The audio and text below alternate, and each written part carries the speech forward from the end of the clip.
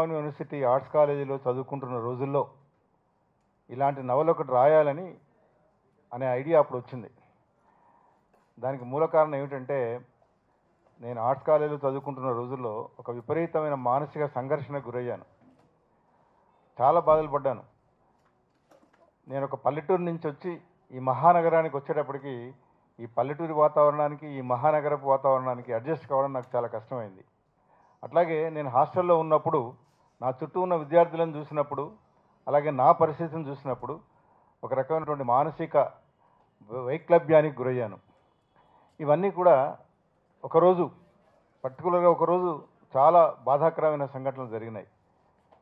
అప్పుడు అనుకున్నాను ఏంటంటే ఈ రోజు జరిగిన సంఘటనలన్నింటినీ కూడా తీసుకొని దీని ఒక నవలగా రాస్తే ఎట్లా ఉంటుంది అనే ఐడియా వచ్చి దాని గురించి చాలా ఆలోచించి దాదాపు 2-3 సంవత్సరాలు దాని మీద నేను వర్క్ చేసి ఆ నవల రాశాను.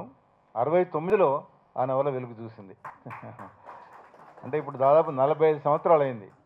అయితే ఈ నవలను ఎట్లా మనం పాఠకులు ఏ విధంగా రిసీవ్ చేసుకుంటారు అనేది నాకు ఒక భయంగా నేను ఆ నవల్ని పబ్లిష్ చేశాను. ఎందుకంటే మామూలుగా ఉండే నవలల్లో ఉండే ఆ పాత్రలు కానీ, ఆ లవ్ అఫేర్స్ కానీ, అపార్థాలు ఇవన్నీ ఏమీ లేవు. ఒక విద్యార్థి మానసిక సంఘర్షణే ముఖ్యంగా దీంట్లో ఉంటుంది. ఈ నవలను ఎట్లా రిసీవ్ చేసుకుంటారు అనుకుంటే నాకు చాలా అద్భుతమైనటువంటి రెస్పాన్స్ వచ్చింది. ఆనాటికి ఈనాటికి 45 సంవత్సరాలు పూర్తయినప్పటికీ కూడా ఇవాళ చదువుతున్న విద్యార్థులు కూడా ఈ నవలని వాళ్ళ హృదయాల్లోకి తీసుకుంటున్నారు. చాలామంది ఏమంటారంటే, మా జీవిత గమ్యాన్నే మార్చింది ఈ నవల అని నాకు చెప్పిన వాళ్ళు ఉన్నారు. కొన్ని వందల మంది, వేల మంది. ఎందుకంటే ఒక పేద విద్యార్థి వాడు చదువుకోవాలన్నటువంటి ఒక బలమైన కోరికతో ఏ రకంగా వాడి జీవితాన్ని మలుచుకున్నాడు, ఏ రకంగా ఆ పేదరికాన్ని అధిగమించి వాడు తనను తాను ఒక మంచి పౌరుడిగా, ఒక మంచి ఒక ఉద్యోగిగా ఎట్లా రూపొందించుకున్నాడు అనేది నవల్లో చూసి మేము చదివి మేము మా జీవితాన్ని మార్చుకున్నామని చెప్పిన వాళ్ళు చాలామంది ఉన్నారు. అయితే ఈ నవలను చదివిన చాలామంది, కొంతమంది సినిమా వాళ్ళ దృష్టిలో కూడా ఈ నవల పడింది. కనీసం ఒక 5-6 ఈ నవలను సినిమా తీస్తే ఎట్లా ఉంటుంది అని అన్నారు. మేము తీస్తామని కూడా అన్న వాళ్ళు ఉన్నారు. కానీ చాలామంది దీన్ని సినిమాగా తీయడానికి భయపడ్డారు. అట్లాంటిది ఇవాళ Prabhakar Jaini himself is a writer. ఆయన 5-6 నవలలు రాశాడు, కథలు రాశాడు. ఆయన కమర్షియల్ ట్యాక్స్ ఆఫీసర్గా పనిచేసినప్పటికీ కూడా ఆయన హృదయం ఎప్పుడు కూడా ఈ సాహిత్యం మీదనే, కళల మీదనే ఉంది.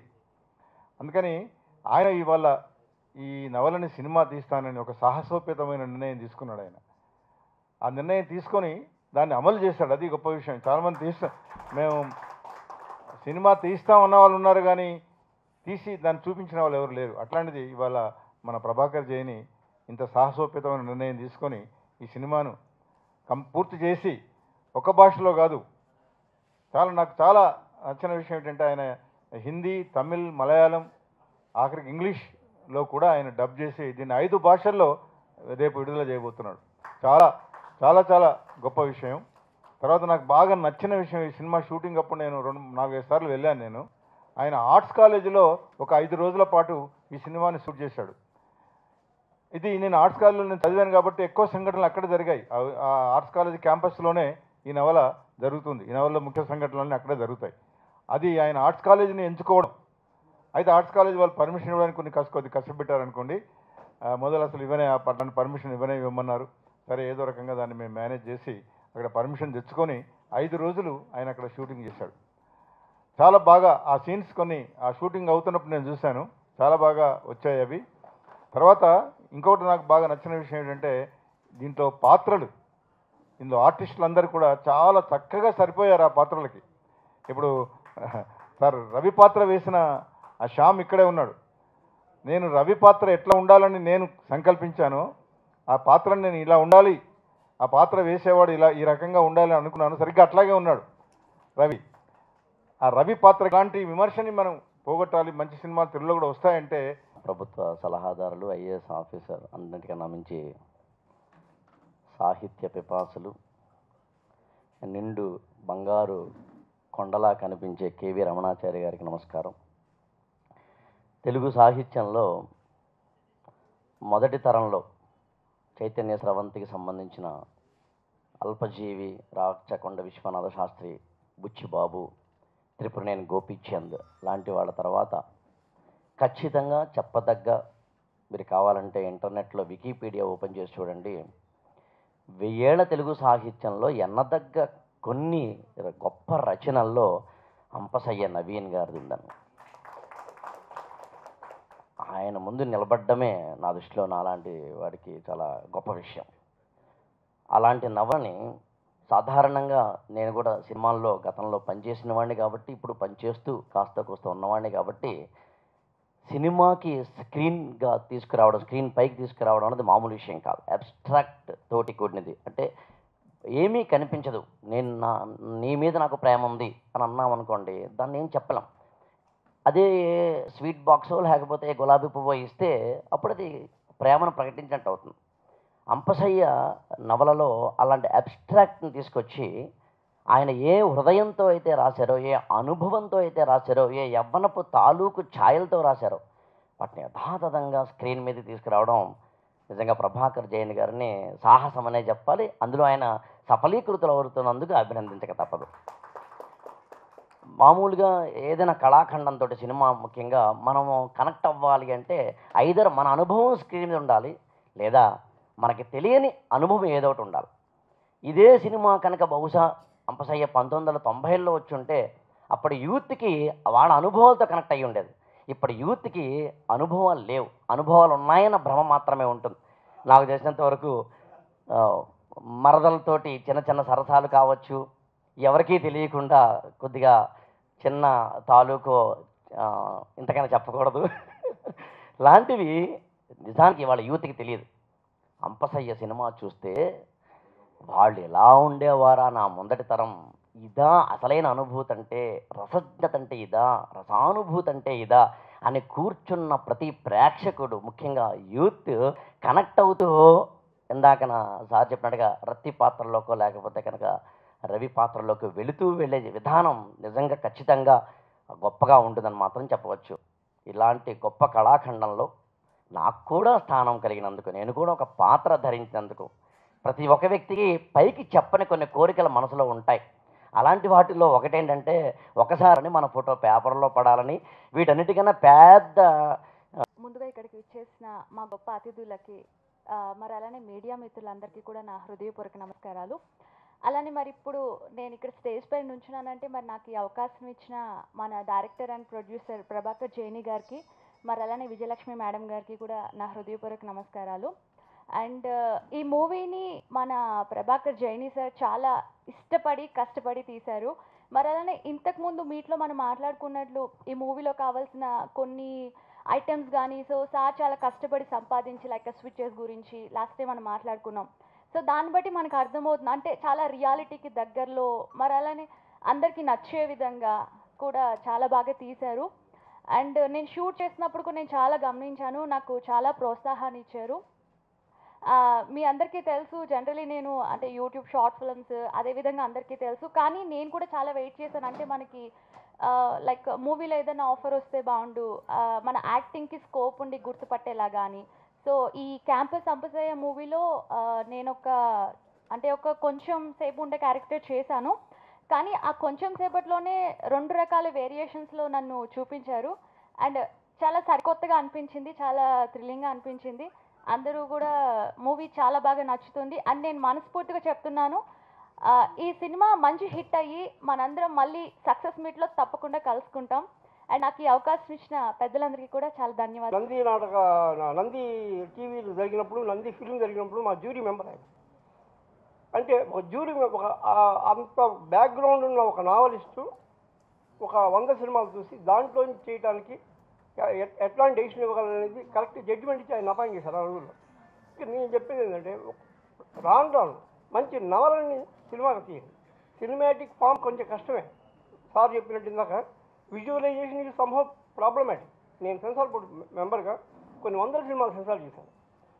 ఆర్టిఫిషియాలిటీ కంటే కూడా గ్రౌండ్ లెవెల్లో ఆ స్టూడెంట్ రవి ఎలా సఫర్ అయినాడని చూశాను. రెస్ట్ కొంచెం సినిమాని కొన్ని చేంజెస్ చెప్పాను. సార్ సినిమాకి ఆర్ట్ ఫామ్కి వెళ్ళాలంటే ఫిల్మ్లో 50% వాయిస్ ఉండాలి, మిగతా 50% విజువల్ మీద ఉండాలి. వీళ్ళు డైలాగ్ చెప్పగానే వాళ్ళు డైలాగ్ చెప్పకూడదు. అక్షరాలా పఠించారు ప్రభాకర్ గారు, అక్షరాలు.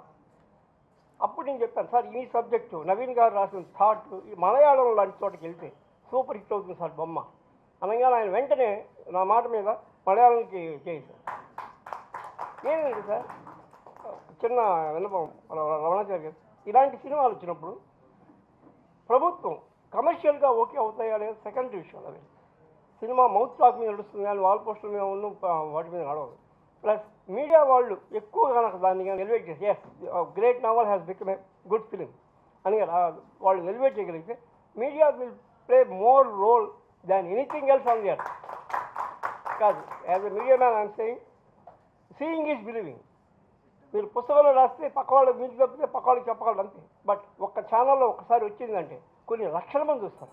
The print of the media people depend on the success of the film always. నా రిక్వెస్ట్ ఏంటంటే మీడియా పీపుల్కి దయచేసి ఇలాంటి ఫిల్మ్ని మీరు ఎంకరేజ్ చేస్తే in Telugu also will get a national award. అయితే ఈ ఆడియో లాంచ్ ఇంతకుముందు తెలుగులో ఒకసారి జరిగింది. తెలుగు, తమిళ్, మలయాళం సాంగ్స్ రిలీజ్ చేశాము. కానీ ఆ రోజు రమణాచారి గారు రాలేకపోయినారు. ఆ రోజు నుంచి నా మనసులో ఒక వెలితి ఉందన్నమాట. ఇంతవరకు నేను రాసిన నవలలలో అన్నీ కూడా సారే రిలీజ్ చేశారు. నేను జగిత్యాల్లో ఉన్నా, వరంగల్లో ఉన్నా, హైదరాబాద్లో ఉన్నా, సార్ చేతుల మీదుగానే అవన్నీ విడుదల చేయబడ్డాయి. కొన్ని నవలలకు సార్ కృతి భర్త కూడా. అట్లాగే ఇంతకుముందు తీసిన 2 సినిమాల్లో కూడా అమ్మా నీకు వందనంకు సార్ వచ్చారు. తర్వాత ప్రణయ వీధుల్లో పోరాడే ప్రిన్స్ అనే సినిమాకి రావడమే కాకుండా సార్ ద్విపాత్రాభినయం చేశారు మా సినిమాలో. కాకతీయ మహారాజుగా, కాకతీయ వరంగల్ జిల్లా కలెక్టర్గా. అందుకని ఆ వెలితి ఉంది. అంపశయ్య సార్ ఆశీర్వచనం లేకుండా బయటికి పంపే ఉద్దేశం లేదు నాకు. అందుకని లక్కీగా దాన్ని హిందీలో కూడా తర్జుమా చేయించి, అనువాదం చేయించి హిందీ సాంగ్ సార్తో వాళ్ళ రిలీజ్ చేస్తున్నాం. ఈ సినిమా ఎందుకు చూడాలి అందరంటే, ఇది సార్వజనీనమైన సబ్జెక్ట్. ఏ క్యాంపస్లో చదివిన ఏ విద్యార్థి అయినా, అంపశయ్య నవీన్ గారైనా, కేవి రమణాచారి గారైనా, కేసీఆర్ గారైనా, నేనైనా, మీరైనా అందరం ఆ అంపశయ్య దశను దాటి జీవితంలోకి ప్రవేశించిన వాళ్ళము. ఈ సినిమాలో మేము ఇంతకుముందు కూడా అమ్మా నీకు వందనం సినిమాలో కూడా కొన్ని నిర్ణయాలు తీసుకున్నాం అనమాట. ముఖ్యంగా తెలుగు నటీనటులే ఉండాలి, తెలుగు నేటివిటీ ఉండాలి, మేకప్, కాస్ట్యూమ్స్, లైటింగ్, డ్యాన్సులు, పాటలు ఏవి ఉండొద్దని ఒక నిర్ణయం తీసుకున్నాం అనమాట. మీరు సాంగ్ చూశారు ఇందాక. అందులో కిన్నెర మెట్ల మొగులయ్య అని మన ఒక జానపద కళాకారుణ్ణి కావాలని తీసుకొచ్చి పెట్టించాము. ఆయన మమ్మల్ని చాలా ఆడుకున్నాడు అనుకోండి, కానీ మొదటికైతే ఆయనతో తీయించాము. అట్లాగే ఈ సినిమాలో మొన్న ఒకసారి సార్ దగ్గర కూర్చున్నప్పుడు శరత్ జ్యోత్స్న రాణి అని హెచ్సియులో తెలుగు డిపార్ట్మెంట్ ప్రొఫెసర్ అంట.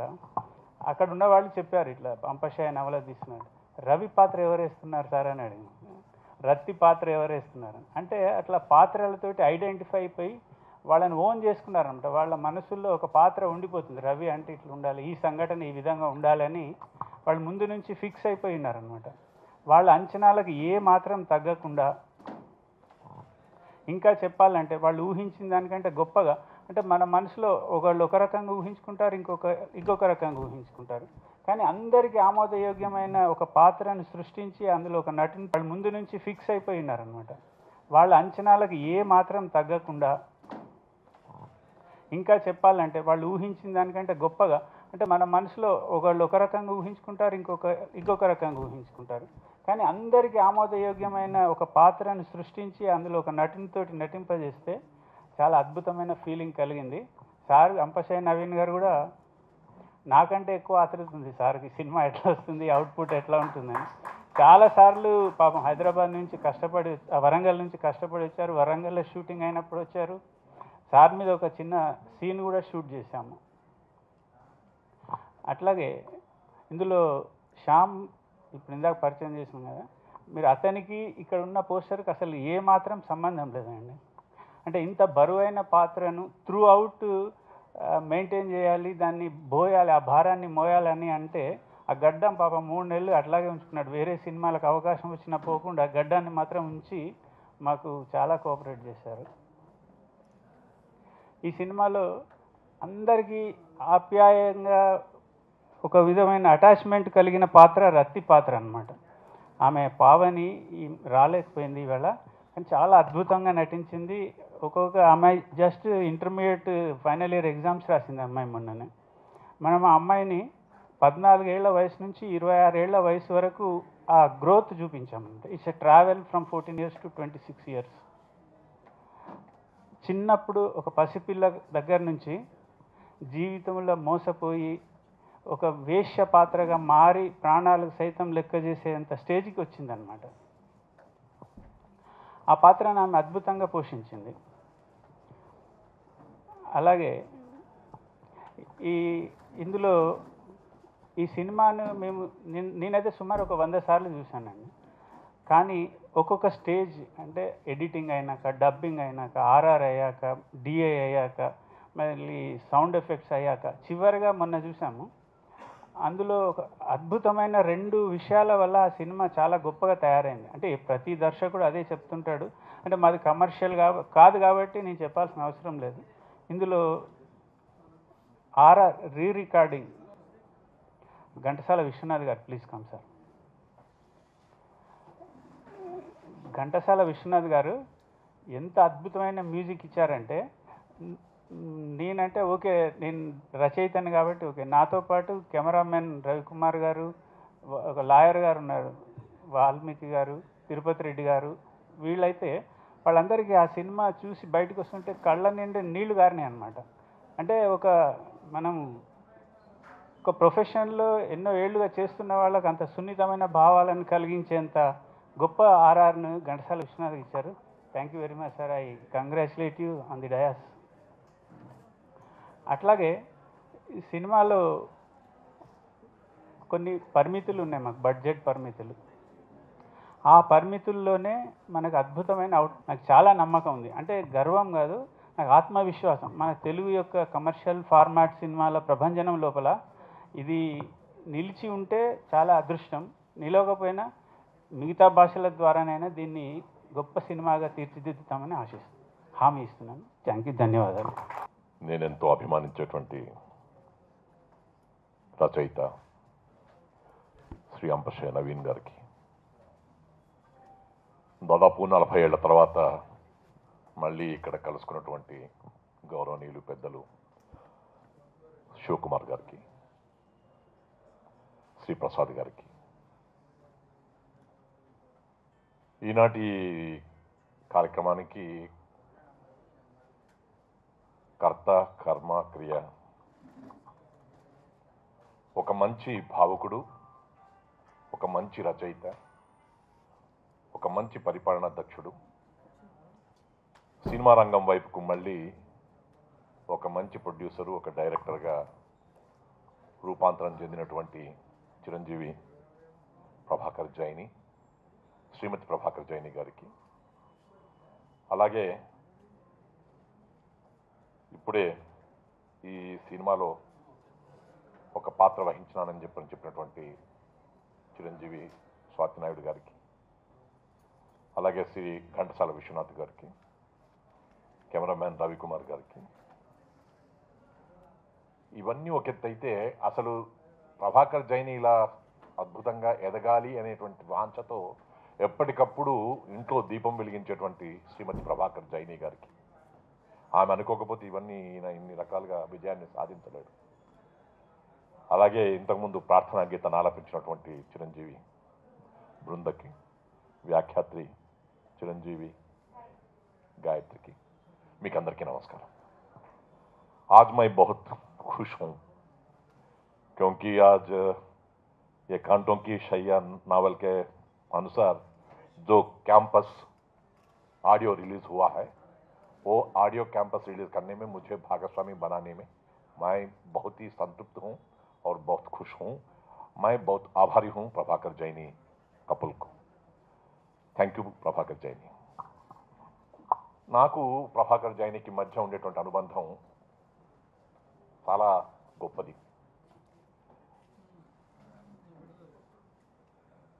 పుత్రాదిచ్ఛేద్ పరాజయం, శిష్యాదిచ్ఛేద్ పరాజయం అని చెప్పని చిన్నప్పుడు చదువుకున్నాం, కానీ ప్రభాకర్ జైని చూసిన తర్వాత శిష్యాదిచ్ఛేద్ పరాజయం అనేటువంటి విషయాన్ని సాకారం చేసినటువంటి చిరంజీవి ప్రభాకర్ జైని నాకు విద్యార్థి అని చెప్పుకుంటే నాకు చాలా గర్వంగా ఉంది। వరంగల్ ఆర్ట్స్ అండ్ సైన్స్ కాలేజీలో నేను లెక్చరర్గా కెమిస్ట్రీ లెక్చరర్గా పనిచేస్తున్నటువంటి రోజుల్లో వారు అక్కడ చదువుకొని వారు కూడా ఒక ఐఏఎస్ ఆఫీసర్ కావాలనేటువంటి అభిప్రాయంతో ప్రయత్నం చేసి కమర్షియల్ ట్యాక్స్ ఆఫీసర్గా స్థిరపడి ఆ తర్వాత మంచి సాహిత్యాభిలాషగా ఎన్నో నవలలు కథలు రాసి పేరెన్నికగన్ని మంచి ప్రైజులు సంపాదించుకొని వారి సాహిత్య సృష్టి చేసినప్పుడల్లా కూడా నేను అందులో భాగస్వామిగా ఉంటూ అమ్మ నీకు వందనం సినిమా తీసినప్పుడు కానీ ప్రణయ వీధుల్లో అనేటువంటి దాంట్లో కానీ భాగస్వామిగా ఉంటూ ఈ నేను ఎంతో అభిమానించేటువంటి అంపశయ్య నవీన్ గారి యొక్క నవల ఆధారంగా వచ్చినటువంటి క్యాంపస్ చిత్రానికి కూడా ఆడియో రిలీజ్కి నేను రావాల్సింది ఉండింది లాస్ట్ టైం, కానీ రాలేకపోయినాను. I was also feeling very much in the heart of hearts. కానీ తప్పకుండా హిందీలో ఉండేటువంటి వర్షన్ని మీరు చేయాలి సార్ అని చెప్పని పిలిచి నన్ను ఎంతో గౌరవించినందుకు నేను కృతజ్ఞత సమర్పించుకుంటున్నాను ప్రభాకర్ జైన్కి, చిన్నవాడైనా. ఇంతకుముందు ఒక మాట అన్నారు, కడియాలమ్మి చదివించడానికి ఆ కథలో అలా ఉంది, దాన్ని చాలా భావోద్వేగంతో మేము చిత్రీకరించినాము అని చెప్పని.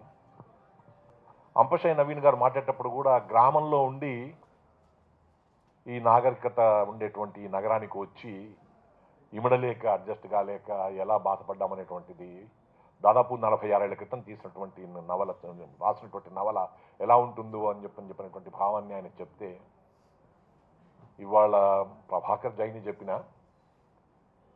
అంపశయ్య నవీన్ గారు చెప్పిన, నేను చెప్పిన ఒక్క మాట మాత్రం నిజం. కష్టపడ్డ వాళ్ళంతా గొప్పవాళ్ళు కాకపోవచ్చు, కానీ గొప్పవాళ్ళైన వాళ్ళందరూ కూడా కష్టపడ్డ వాళ్ళే అనేటువంటి విషయం అక్షర సత్యం. ప్రభాకర్ జైని ఎక్కడైతే ఆగాడో, ఎక్కడైతే ఆపాడో అక్కడ నేను ప్రారంభిస్తున్నాను. నిజానికి ఇదే యూనివర్సిటీ ఆర్ట్స్ కాలేజ్లో క్యాంపస్లో ఎంఎస్సి చదవడానికి కోసం చెప్పి వచ్చినటువంటి రోజుల్లో ఉండేటువంటి పరిస్థితిని వారు భాగోద్వేగంతో చెప్పినటువంటి విషయం ఎవరికో కాదు, నాకు కూడా చాలా అనుభవవేద్యం.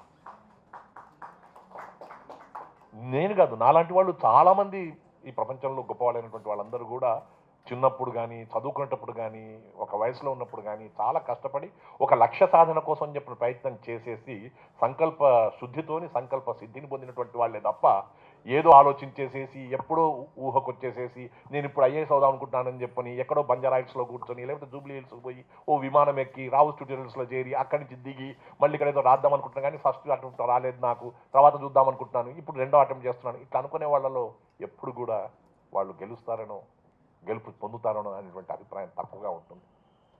ఎప్పుడైనా కానీ ఎక్సెప్షన్స్ ఆర్ ఆల్వేస్ దేర్, అది వేరే విషయం. కానీ కష్టపడి ఎవరైతే లక్ష్య సాధనతో ఉంటారో వాళ్లకు మాత్రమే విజయం తప్పకుండా పొందుతాము అని చెప్పినటువంటి అభిప్రాయంతో 69లో వారు రాసిన అంపశయ్య నవల నేను ఆ రోజుల్లో నేను చదివి వారి అభిమానిగా మారినటువంటి విషయాన్ని నేను సభాముఖంగా అంపశయ్య నవీన్ గారికి చెప్పుకోవాల్సిన అవసరం ఉంది. అంపశయ్య నవల రాసిన తర్వాతనే నవీన్ గారు జీవితంలో లేక సాహిత్యోద్యానవనంలో ఒక సీతాకోక చిలుక స్థాయికి ఎదిగారు. ఆ తర్వాత ఎప్పుడు కూడా లేటే కొంతమంది జీవితాల్లో. ఆ కేంద్ర సాహిత్య అకాడమీ అవార్డు ఎప్పుడూ రావాల్సింది మా నవీన్ గారికి, రాకపోతే కేంద్ర ప్రభుత్వానికే అవమానకరం, కానీ మనకే వచ్చింది, వాడు ఇస్తేమి ఇవ్వకపోతేమి. అవార్డులు ఈ ప్రభుత్వాలు ఇచ్చేటువంటి వాటి మీద మనం ఎప్పుడు ఆధారపడాల్సిన అక్కర్లేదు. ప్రజాహృదయాధిష్ఠితులైనటువంటి వారు ఎవరైతే ఉంటారో వాళ్ళకి జనమే నీరాజనం ఎత్తుతుంది. కాబట్టి కేంద్ర సాహిత్య అకాడమీ అవార్డు ఇచ్చి కేంద్ర ప్రభుత్వం తనకు తానుగా గౌరవించుకున్నది మా అంపశయ్య నవీన్ గారిని గౌరవించుకునని నేను ఎప్పటికప్పుడు చెప్దాం అనుకున్నాను. ఇవాళ క్యాంపస్ పేరిట అంపశయ్య నవల ఆధారంగా ఈ చిత్రాన్ని విడుదల చేయడానికి కోసం చెప్పని సిద్ధమైనటువంటి సందర్భంగా ఒక మంచి సాహసాన్ని చేసి ఒక మంచి ఉద్దేశంతో ముందుకొచ్చి ఈ చిత్రాన్ని తెలుగులోనే కాకుండా హిందీలో, మలయాళంలో, తమిళంలో కూడా, ఇంగ్లీష్లో కూడా 5 భాషల్లో నేను నిర్మిస్తున్నానని చెప్పినటువంటి ప్రభాకర్ జైని సాహసానికి నేను చాలా అబ్బురపడుతూ ఉన్నాను. వారి యొక్క ప్రయత్నం విజయవంతం కావాలని ఆ భగవంతుని ప్రార్థిస్తూ ఉన్నాను. ఆయన మాట్లాడుతూ ఉన్నప్పుడు ఒక మాట అన్నారు, తెలుగులో కాకుండా తక్కినటువంటి భాషల్లో అని. కాదు, తెలుగులో కూడా చేయాల్సినటువంటి బాధ్యత మన తెలుగునాట ఉండేటువంటి ప్రజలకు అందరికీ ఉంది. మంచి సినిమాలు రాలేదని చెప్పడం చాలా సులభం, మంచి సినిమా వచ్చినప్పుడు దాన్ని ఆదరించకపోవడం అనేటువంటిది మన దౌర్భాగ్యం. ప్రసాద్ గారికి కానీ నాకు కానీ ఇక్కడ ఉండేటువంటి వాళ్ళలో చాలామందికి తెలుసు సినిమా రంగం ఎంత చిత్రమైన రంగమో, అందుకని దాని పేరు చిత్రరంగం. ఎప్పుడు ఎట్లా ఉంటుందో తెలియదు మనకు, కానీ అన్నమయ్య పిక్చర్ రిలీజ్ కావడానికి కోసం చెప్పని ఆ నిర్మాత పడినటువంటి పాటలు ఏంటో నాకు తెలుసు. శంకరాభరణం చిత్రం విడుదలవుతున్నప్పుడు ఆనాటి నిర్మాత కానీ దర్శకుడు కానీ పడిన పాటలు నాకు తెలుసు. మంచి అనేటువంటిది మొట్టమొదట చూసేటువంటిది కొంచెం ఇబ్బందికరమైనటువంటి పరిస్థితి. ఆ తర్వాతనే అది అందరి యొక్క హృదయాలను చూరగొంటుంది. కాబట్టి ప్రభాకర్ జైని మొదట్లో కొంచెం అంపశయ్య నవల ఆధారంగా వచ్చినటువంటి క్యాంపస్ పిక్చర్ కొంచెం ఇబ్బందులను అనుకున్నా ఆ ఇబ్బందులను అధిగమించి తప్పకుండా మంచి చిత్రాల కోవలో ఉండేటువంటి వాటన్నిటిని కూడా అధిగమించి ఎలాగైతే బయటకు రావడానికి ప్రయత్నం చేస్తుందో ఆ రకంగా ఈ క్యాంపస్ చిత్రం విజయవంతం కావాలని చెప్పని కోరుకుంటూ, ఈ క్యాంపస్ చిత్రం విజయవంతం కావాలి అని చెప్పంటే ఉస్మానియా విశ్వవిద్యాలయం, కాకతీయ విశ్వవిద్యాలయం, నాగార్జున విశ్వవిద్యాలయం, ఆంధ్ర యూనివర్సిటీ వారు, అలాగే తెలుగునాట ఉండేటువంటి విశ్వవిద్యాలయాలకు సంబంధించినటువంటి విద్యార్థులందరూ కూడా పూనుకొని ఈ క్యాంపస్ని సక్సెస్ఫుల్గా నిర్వహింపజేయడానికి కోసం చెప్పిన ప్రయత్నం చేయాలని, యువత యొక్క దృష్టి దీని మీద పడాలని, యువత దృష్టి పడేలుగా ప్రభాకర్ జైని కృషి చేయాలని, వీటన్నిటికీ మించి మీడియా యొక్క సహకారం నిండుగా ఉండాలని చెప్పి నేను కోరుకుంటా ఉన్నాను.